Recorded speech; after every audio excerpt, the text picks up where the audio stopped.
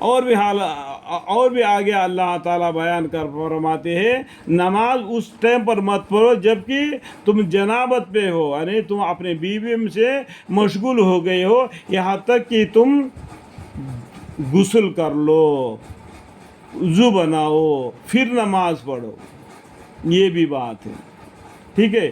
اور حالت جناب میں بھی، اور بتسنا تمہارے مسافر ہونے کی حالت کے یہاں تک کہ غسل کرو لو، یعنی تم مسافر ہے اور تم اپنے بیویوں سے ہم بستری کیے ہیں، تم کو پانی ملے تو غسل کر کے نماز پڑھو، اگر پانی نہیں ملتا ہے تم تیمم کر کے نماز پڑھو۔ اللہ تعالیٰ نے تمہیں نماز معافی نہیں کی، تیمم کر کے بھی نماز پڑھنا، تیمم کر کے بھی غسل کر سکتے ہیں۔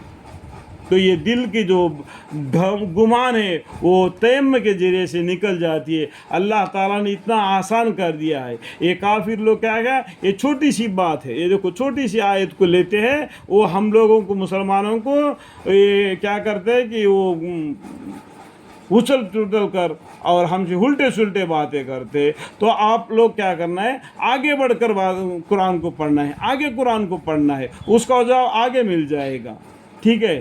یہ حالت سفر میں ہو یا تم میں سے کوئی شخص استنجے سے آیا ہو، یعنی جو پیشاب کر کے آ گیا، پانی نہیں ملا، تو اس ٹائم پر جب پانی ملے گا تو پاک صاف ہو جاؤ، پھر نماز پڑھو۔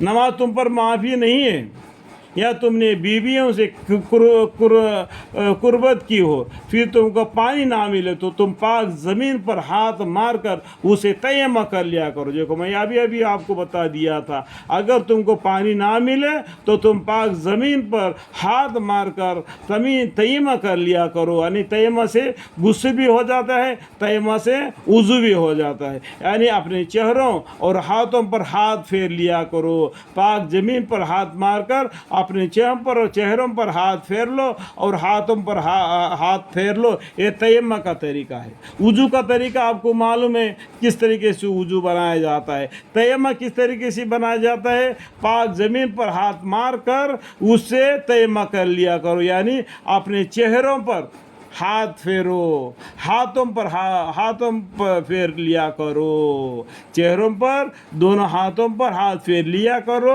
پھر اللہ تعالیٰ بڑے معاف کرنے والے، بڑے بخشنے والے ہیں۔